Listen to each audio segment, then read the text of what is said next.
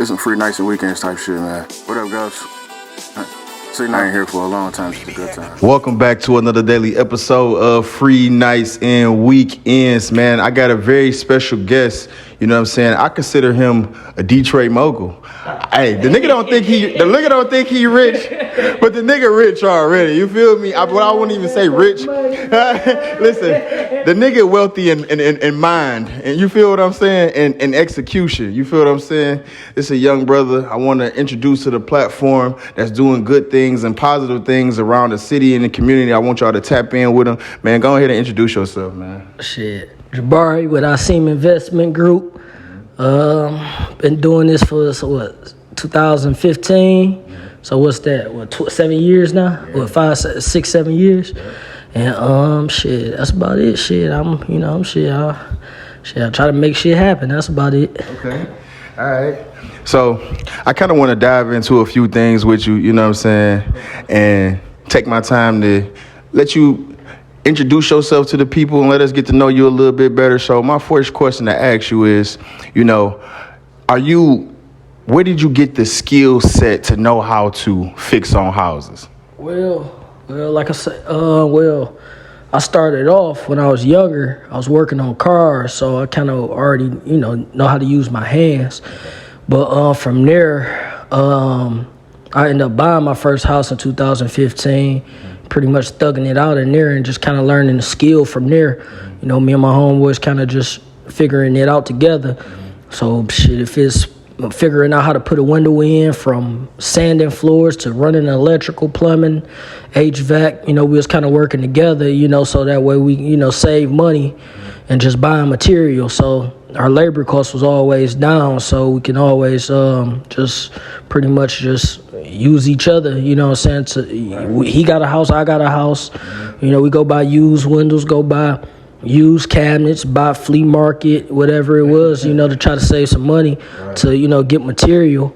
And then from there, we went to learning how to say fuck saving certain shit, just gut it all out. And, and rewiring houses to redoing plumbing, to redoing HVAC and stuff like that. And and shit, from there, shit, just, the more you learn, the more you know, the more you do, So let me ask you this, right? Is it more so with you went through trial and error with the things that you went through, right? That's a fact. Okay, so even with trial and error, so can I ask you for the people, right? Is it harder to stay motivated so that you must stay disciplined in this line of work? Because like you said, you don't get that instant gratification. So which one do you feel like that you will lean on more, discipline or having the motivation? Actually, it takes both, because shit, this shit take time and money. So it's like instead of really like in the beginning, shit, like subscriptions, shit like that. Like I was living below my means, as low as possible. No car note, no shit, just thugging it out. Shit, monetizing my water, my heat, my everything. And pretty much having to take that sacrifice on the first go round. Then the second go round came around, it was pretty much easy, because like I said, I didn't already struggled and took that sacrifice. Damn near close to living homeless type shit. What I'm saying? It's like basically thugging it out in one room and then shit just working your way out. And then once you got one house situated, you buy another one. And then you take your time and put that one together. But kind of jumping off. But to go back, it mostly take discipline, because it becomes hard after a while. But it also takes discipline and you say, what was the other one? Discipline and motivation. Oh, you definitely got to motivate yourself. You know what I'm saying? So, because if you're not motivated to do it, you won't do it at all. You know what I'm saying? You'll be stuck on the wall like a fly. Shit, because you get discouraged after a while. You know what I'm saying? You see your homeboys, you see your friends, they elevate and they doing, living the traditional American dream, big ass house with cars, wife, kids, all that shit. And then here you go, living in a goddamn vacant house in Detroit, damn near, you know what I'm saying? And they discourage you like a motherfucker. And then you driving a work truck and your homeboys got S550s, you know what I'm saying? It becomes discouraging after a while, especially in Detroit. you know. But like I done had conversations with millionaires, man, and big homies type shit. You know, like real, like not street big homies, but just like entrepreneurial big homies. Okay. And so let's say some of that game that they gave you. You know what I'm saying? As far as just some of the 2 gems that you took from having these conversations with these gentlemen. Pretty much living below your means, and that's something I learned from my old dude. Like, you know, when I was 18, it was so fresh out of high school or a little before high school actually. Okay. And just pretty much live below your means, and because you got to think about it, when we was probably like 16 and 15, 16, 17, we wanted true religions and all that shit, and we couldn't afford that shit sometimes, and you know, you had to live below your means, you know. For sure. Had to rock the Levi's and just swag it out, you know what I'm saying? For sure, dog. But yeah, so it's that, and then pretty much just monetize how you spend and what you spend, and be disciplined on that. Right. And pretty much just keep your head down. If you keep your head down for a year and don't look up and don't worry about what else, be on Instagram and worrying about who taking trips and all that shit, I swear to God, you turning around, huh? Quick. Yep, fast. Can I say something to you though? Like, and this is so crazy because even speaking on facts of humbling experiences, because in your journey, you feel what I'm saying? I can hear, like you said, I had humbling experiences that I had to go through and persevere through and be resilient in. You know what I'm saying? Like, because I remember, like you said, I remember when I was first getting on my own and living in the house without no heat and that motherfucker. You gotta live in the motherfucking, you know, sleep on a air mattress. Me and my mans, we was washing up out of dog. Me and my mans, we was washing up and cooking out the same pot, cooking on the motherfucking the grill, the little shit, the little heating two plates, the hot plate. Yeah, boy, nigga. So we thugging it out. But after all said and done, when you put it together bit by bit, I was like, wow, like, you know what I'm saying? It was much satisfying for me to, at that point, to have some ownership and be able to move forward. And okay, like, damn, I really can do this. So let me ask you this, like, you know, what would be the first step that a person want to do like that, want to get into buying houses, or basically in Detroit, because we're going to speak about what's going on in the city? What's the first step that they should do? Actually getting the knowledge and getting the knowledge and actually putting together a team. Mm-hmm. So that way, you know, because that's kind of, I put my team together pretty much throughout the years, and, you know, figuring out who's suitable for a long-paced job, short-term job. Mm. And after a while, it becomes a headache, because you run through contractors. People say they know what they know how to do, and they don't know how to do it. And then, you know, you trying to get away from the actual doing the contract work. Right. And, you know what I'm saying? Here I am, not trying to get dirty no more, mm-hmm. and, you know, put other guys in position to actually do the work and just pay them. Right. But, you know, shit, sometimes you just got to do it yourself. Exactly. And, especially, like I say, it's I would say the first step is putting the team together, mm-hmm. of some guys that know how to do it. Because mm-hmm. there's a lot of women that's actually fucking with the real estate. I meet more women buying houses and fixing these bitches up and actually becoming contractors. Wow. So and what it is they shift throughout. They probably sat down and watched and got their team together for a year or two, whatever, and then bought them a house and, you know, got their money right. That's a gem. Yeah, and then so pretty much I would say like I say, team, and then just going there and actually getting the knowledge and the progress of from A to Z. Gotcha. You know what I'm saying? As far as dealing with the city to pull your permits, you know, seeing what I don't want to tell people to cut corners, but, you know, it's some leeway in there to save a buck or two, right. And, you know, sometimes you gotta figure out whatever dollar you can save, and that same dollar you can save can go towards something else. It can go towards material, roof, drywall, whatever. Okay, so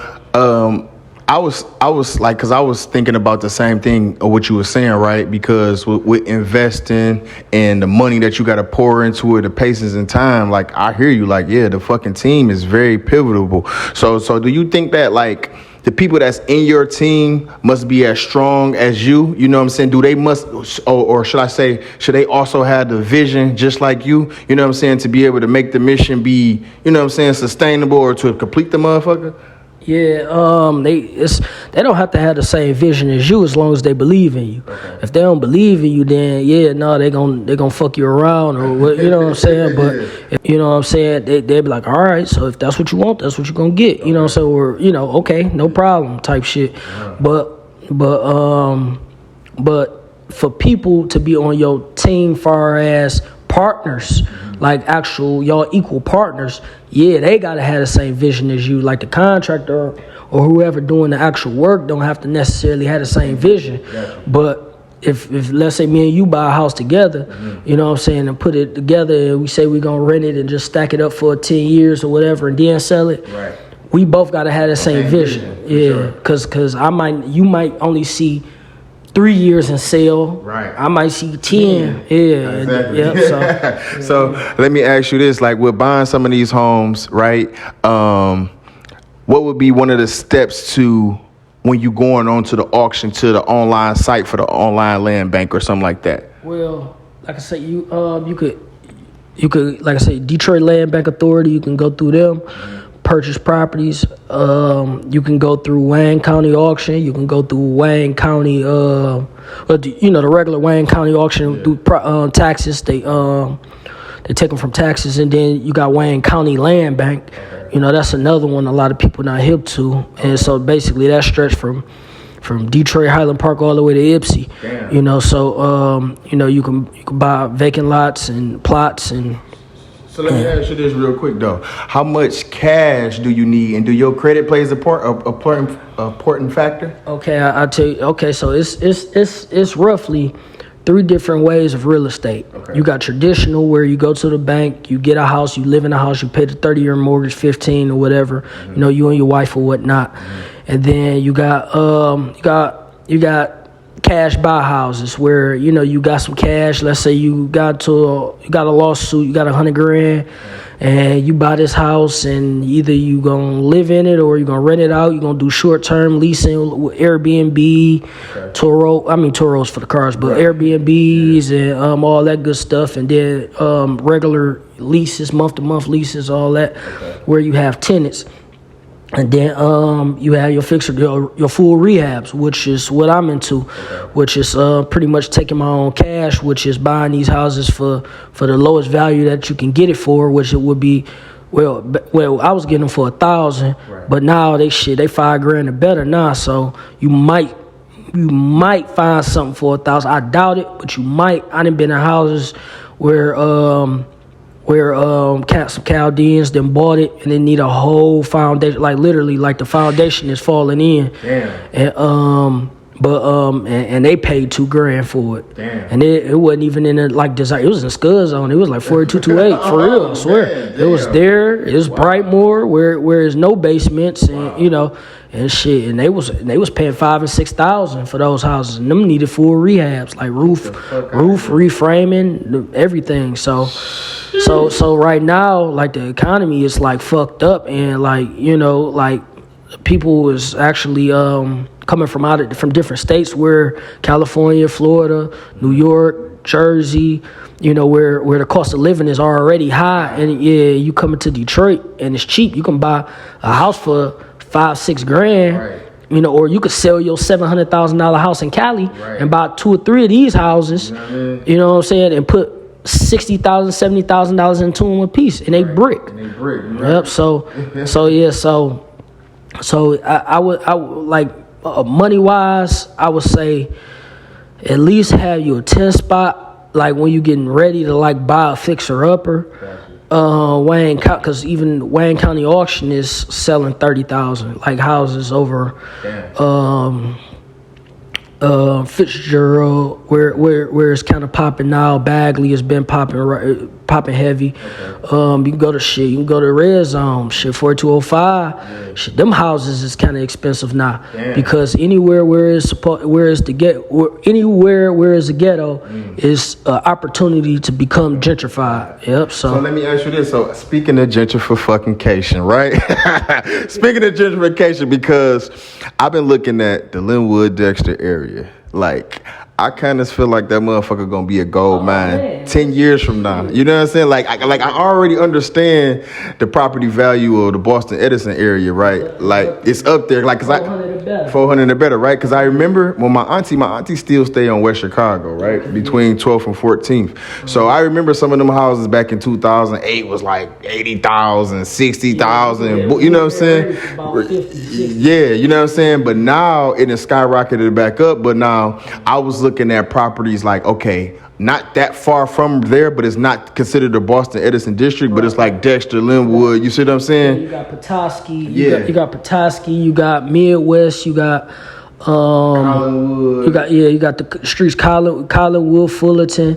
From Fullerton, well, David 48238 all the way back to 06, all the way to Zone 8, all the way to 04. Shit, all that shit popping. If it take under 10 minutes or less to get to downtown, buy it. You know what I'm saying? No, either way it go. If it's off the interstate and don't take that long to get to either an airport or either downtown, just go ahead and get it. Yep. So let me ask you this though: have you seen some of the container homes that's been going around? What's your thoughts about that? It's some over It's some over on Grand River Zone 8 number streets. They didn't put container homes over there. That's Morningside neighborhood. I mean, not Morningside. I'm sorry. Woodbridge neighborhood. So that's like 4208, but that's like where U.S. Auto and shit used to be. Okay. But I done seen a lot of these container homes, and a lot of people are jumping to that. People thinking about buying. I done heard people say but they want to buy vacant lots and put container homes on them. Yeah. Kind of like the tiny home project over like Borderline Webb, Woodrow Wilson. Right. So Excuse me. So let me ask you this real quick. Do you feel like buying lots would be a good thing too throughout the city, or you know what I'm saying? It depends. Like it just depends on what you're trying to do, because at the end of the day, the houses and the real estate is a piggy bank. It's a savings account. It's like the more houses you get, the more money in your savings account. Right. You know what I'm saying? Like, you can put your money in the bank and just put it in a savings account. It's not gonna gain no interest. But if you buy a house for, let's say you buy a house move-in ready for $50,000, right? And you say, fuck, I'm just rent it out, right? Right. I call it basically, when you rent to somebody, it's like you gaining interest every month. You getting a dividend. That's how I look at it. Right. I look at it as renting a house every month, because you're not gonna get most of your money back in 5, 6, 7 years. Yeah. So damn near like hustling the bag. Damn near like what you put your money in is really, you gotta take it as a loss. Damn near, but you're just getting your money slowly in increments. You slow rolling it. Yep. Yeah. Exactly. You slow rolling it, and then by the time that 5, 6 year you come by and you done broke even, or pretty much you done broke even. And then with inflation, the minimum I've been seeing market value rent is like damn near $800 for a 2-bedroom and up. Right. So it went from like you having houses free and clear, you can be like, oh, just give me $600. Right. It ain't that no more. You know what I'm saying? So it's like, it's either I tell black people, I tell our people, I said, buy fucking houses, they already stole our wealth before. Right. They can't take it from you again. Exactly. And then on top of that, don't be so dependent on banks. You know what I'm saying? Yeah, get the money, get the bag, flip the money, whatever, do what you need to do, pay it off.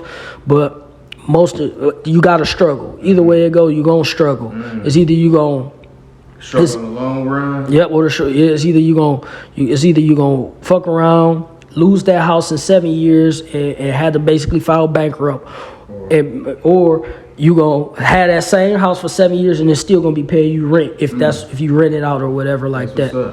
So let me ask you this too, because I know my man, he had bought a house in Midtown in Atlanta, and he was dealing with the housing authority though. Like, he sold the bitch, you know what I'm saying, for I think he said $180,000 or something like that. But with the Airbnb. Do you know a little bit about that? Because I was looking at it like, okay, why would I buy a house, you know what I'm saying, and get renting tenants, you see what I'm saying? And I get $1,900 a month, right? Yeah. When I can probably get an Airbnb and probably make $800, $900 a week if I do it right. But is it a housing authority, or is it like a certain type of game that you got to play with getting into that type of market as well? Well, in Detroit, the city ordinance doesn't really regulate short-term leases. Basically Airbnbs. It's not regulated. It's only regulated when you're going towards downtown, because the hotels had pretty much had complained to the city council like, hold on, it's not fair. Yeah, so pretty much from I think it was 2022. It's in this city ordinance. So from 2022, basically they're regulating it from like, it's pretty much a invisible red line. Wow. From basically you can't have Airbnbs downtown, but people still have Airbnbs downtown, right? So, but like if you got a condo and you got a loft, who is you to tell me no, I can't, But it's not regulated like now in Atlanta, it's regulated. Right. You know what I'm saying? You can't have more than 2 Airbnbs. Damn. You can't have more than 2 Airbnbs, and you got to stay in the neighborhood. Wow. So basically, one house is your primary residence. The other one is an Airbnb. Wow. And then like I got a homegirl from New York. She from Jersey. She has Airbnbs in Memphis. Mm-hmm. I got a homeboy that had Airbnbs in Atlanta and shit too. But he on his way back up here because it's being regulated now. Wow. But Detroit is trying to they got a long way to go, because we got 68,000 rental properties that's not accounted for. Gotcha. And how the city going about it now, they trying to focus on regulating that first. They ain't even got control of the regular rentals. Yeah, right. Yeah. So they on their way. It's plenty of time, but I know people that they make shit, Technofest, all that shit come in town. Yeah. They make a lot of money. They make $2,000 and $3,000 a month. You know what I'm saying?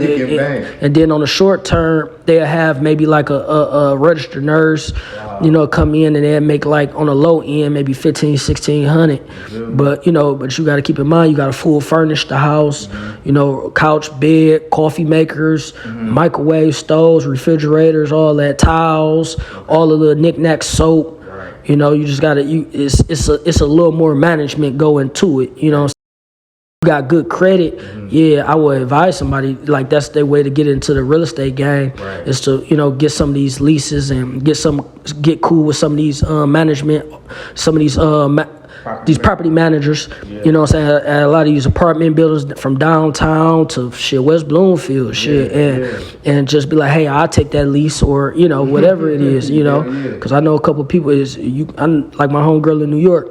She cool with the property manager that's in the complex in Memphis where she at, and she got like 6 of them. Killing them. I know a lot of people that's killing them off the Airbnbs, and they don't even own not one house. You know what I'm saying? So you gotta think about, all you gotta do is just pay rent and maybe some homeowners insurance. Ooh. and shit, they killing it. I said I was gonna jump into it, but I'm old school, man. I'm just like, man, fuck it, man. Just take this shit. Give me a year. Yeah, I'm just grind it up and slow roll it out. Yeah. So making sure it's actually mine. So you know what, man? You have laced us with a whole bunch of game. You know what I'm saying? So I just want to ask you, like, what's your viewpoint of the city? You know what I'm saying? Just growing up in this motherfucker, you know what I'm saying? Living and thugging and all this motherfucker. How did you survive, you personally, and maneuver through this motherfucker? And what's your viewpoint of the city? Man, from shit, cause like, you just stay away from the nonsense, man. Cause it's like I say, a motherfucker might have the same vision as you. Mm-hmm. You know what I'm saying? Cause like I say, my homeboys already think I'm an old nigga, and I ain't shit but 30. You know what I'm saying? I just turned 30. Well, I'll be 31 this year though, right. But it's like, man, just listen to your OGs, listen to the old heads, man. Even the ones that ain't got shit, right. They got some gems to give to you. You know what I'm saying? You can learn lessons from anybody. You know what I'm saying? It's just up to you if you want to listen to what they got to say or not. Yeah. But Detroit is doing a 180, yeah. And we, as black people, we're losing control of politics, yeah. control of real estate. And even though we're still residents of the city, and we the majority, you know what I'm saying, we still don't have any control of what the fuck is going on. We had power. We rang our power for a little over 30, 40 years from Coleman Young to Kwame, from shit, even Dave Bing. But now it's like, now I ain't got no bad words to say about Mike Duggan, you know what I'm saying? But it's just that we need to, as black people, we need to work together and buy these properties up and work together to fix these properties up and, and shit, and stop renting. You know what I'm saying? It's like I say, it's cool to rent. It's short term. Right. You know what I'm saying? It's a short term. It's once you finally move out the house from your parents or whatever, you stack your bread up. You know what I'm saying? You keep your head down for 2-3 years. Then you go buy you a house. If you got to traditionally buy a house, so be it. You know what I'm saying? But at the end of the day, when you play the bank game, you're going to get fucked. Yeah. You know what I'm saying? Your house was, when you first bought it, will be worth 150, and then it's gonna go up in value to 200, maybe 300. You know what I'm saying? But then as soon as a recession hit, or as soon as a depression hit, you know what I'm saying, they saying your house is worth 75,000. You know what I'm saying? So that's just when you play the bank game. Just know, it's risk. It's risk behind that. You know what I'm saying? So you just gotta know when a loss is coming and when it's not. So if you know, okay, you feel like there's a recession coming, shit, you take your money, shit, just buckle down and shit, just keep your house, man, because at the end of the day, this is a part of our wealth. Owning land and owning property is a part of our wealth.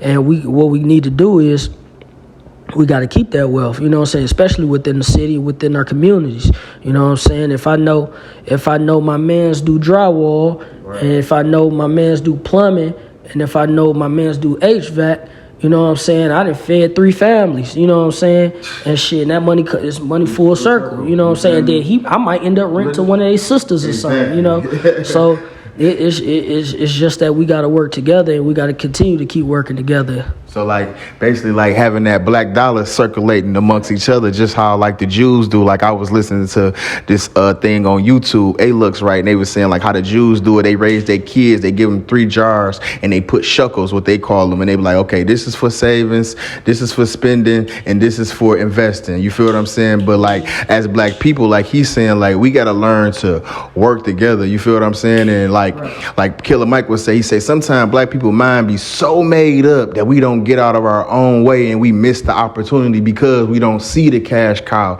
So the reason that I can't even did this interview and the way that it's set up and everything, because I want y'all to see the raw ugliness of it, of the grind. You feel what I'm saying? Of how this young man, you know what I'm saying, how anybody, if he can do it, I can do it, y'all can do it, because it's nothing that's stopping you, you know what I'm saying, to being able to be motivated and get out here and do what you need to do. You know what I'm saying? Because I was looking at it like this too, dog. When you was talking about the wealth, renting is cool, you know what I'm saying? But at the same time, you can't pass that rental to your kids. Right. You see what I'm saying? Now, if anything else falls down, say for instance, the motherfucker do crash and burn or whatever the fuck, you still got equity, you still got something that you can trade in for value. But like Dog was saying too, I don't remember who said it. It was like, listen, God ain't making no more land, so we better try to get in while we can. You feel what I'm saying? Yeah. So. And this is a little gem. 10, 40, 25, 25. 10% goes to your pocket. That's your spending money. 40% goes to investing. 25% goes to bills, and another 25% goes to savings. So you 10% go to your pocket, to where if you want to take your old lady out to eat or whatever, you buy you some shoes, you buy you some clothes or whatever. That's that 10%. You divide that money up every paycheck. Every time you get some bread, if you come across 2,000 or 3,000, break that money down, and just and 40%. If you just saving it, you save it. If you don't have nothing to invest in right this second, just hold off and just keep saving that 40%. You know what I'm saying? And then 25% towards your bills, your DTEs, your water bills, your rent, your car note, and shit. if you ain't got no money coming in like that, man, don't fuck them car notes. Yeah. Get you something used, get you a shooter, you know what I'm saying? Stack your bread, you know what I'm saying? Insurance, get you some you just get you some get some no fault, or you get you some comprehensive, and call it a day. And then the other like I said, the other 25% just go straight to your savings. That's money you saving and you not touching, you not spending. You know what I'm saying? And if it's an emergency pop up, okay, you spend it. But if not, keep saving, don't touch it. You know what I'm saying? That 25% or whatever you make. So shit, that's my theory on a breakdown on the finance. Hey, you know what? That was some good shit. That was good information that I'm gonna take back, and I'm gonna replay that shit back myself to write this shit down, because I gotta take notes on that. You know what I'm saying? Because money management is definitely a skill. You know what I'm saying? And learning that shit, and a lot of us didn't learn that shit. You feel what I'm saying? And you know what I'm saying? I was just like, the shit that you saying and that you talking about, let me ask you this. Do you feel like black people are too emotional too sometimes? Because Warren Buffett said, a fool and his money will soon depart. Basically, like, if a person can't control their emotions, they can't control their money. Black people worst emotion is entitlement. And like we become entitled. We feel like we're entitled to shit. You know what I'm saying? Like it's about who the boss, you know what I'm saying, or who's next to be boss, or who's like paid in full. They just want to be the man. Yeah. Facts. So it's like, you know what I'm saying, it's like, okay, who's more responsible? You know what I'm saying? So it's like, you know what I'm saying, you know, it's sometimes you got to prove yourself. You know what I'm saying? And a lot of black people, we so fucked up and we so behind, instead of working together, and I know you the one that can handle it. I'm like, man, listen, I'm investing in you. Right. You know what I'm saying? Exactly. I put my faith in you. Right. You know what I'm saying? But, you know, put no faith in no man, but still, you know what I'm saying? If we all family, you cousin, brother, sister, whatever. Right. You know what I'm saying?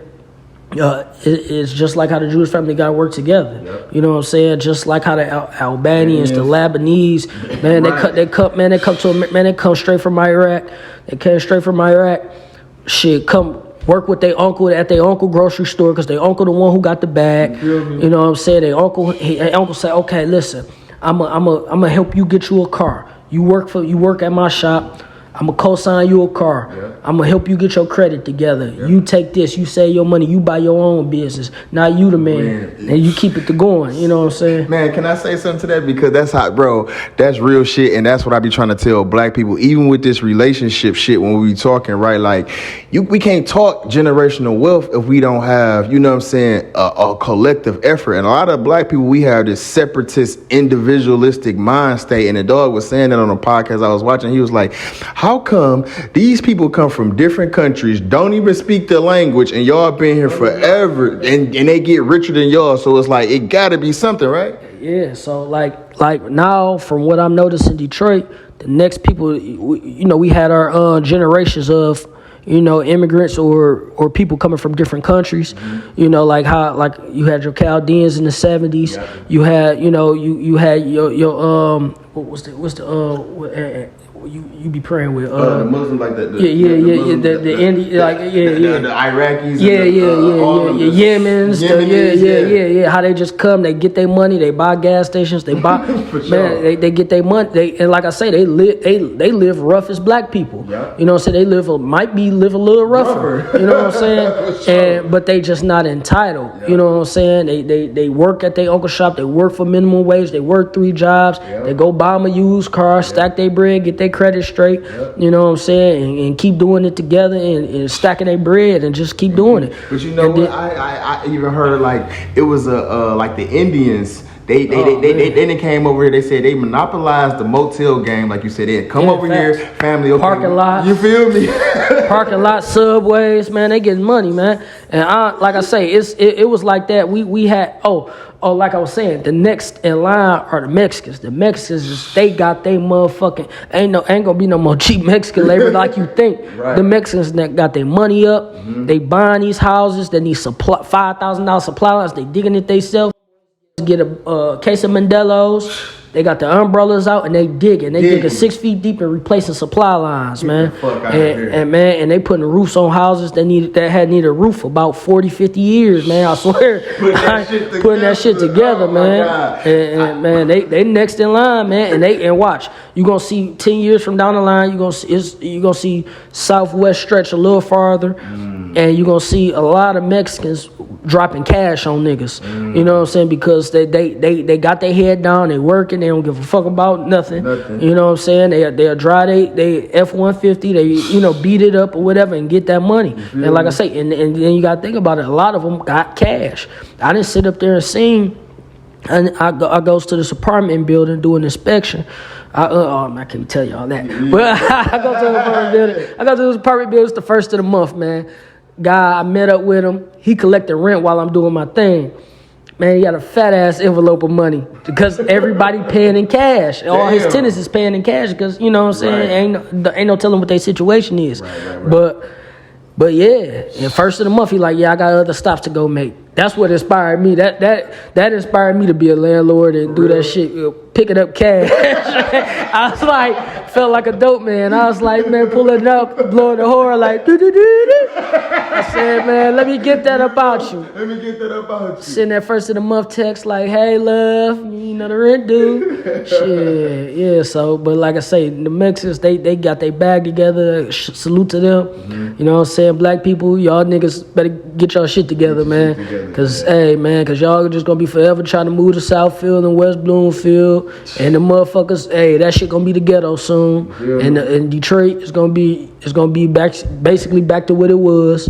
You know what I'm saying? It's gonna be diverse. It's becoming diverse like a motherfucker. Like I say, I got white friends that stay in Detroit now. I never had white friends in Detroit wise. You know what I'm saying? Right. In the neighborhoods and shit. So it's like, they come in here and shit. It's popping. Hey, you know what? We got restaurants and shit. Restaurants popping. Listen, man, fast. Don't go to Birmingham no more. You don't. 5-star dining. They got the queue line going with the trolley system. They got the comedian thing opening up. They building the beach. Like, that's what they were saying. As long as you buy some water, you better buy some motherfucking land. You feel me? Because the white people, they coming down here. They got their boats. They creating more shit, creating revenues. You see the sports teams and all that shit building up here, man. Listen, man, I want to thank our guests for kicking it with us on free nights and weekends, taking the time out, you know what I'm saying, lacing us with game, showing us around, you feel what I'm saying? Hopefully we'll have him back on to show us the finished product or some of the other things that he got going on. Listen, man, if y'all anybody you want to get on, talk this shit, you know what I'm saying, holler at us, man, because we always here. We here to spread game. We here to uplift the people, and, you know what I'm saying, we here to spread the wealth and the knowledge, because one person can't take over the world, man. We all need each other. So I hope, like you said, black people, let's stop having this individual mindset and let's start having a collective mindset. Even if you don't like the person all the way, the goal is, what is the mission at the end? We have to get out of our emotions and get in that motherfucking bag, like y'all really say, man. Let's get it. Weekends. Okay.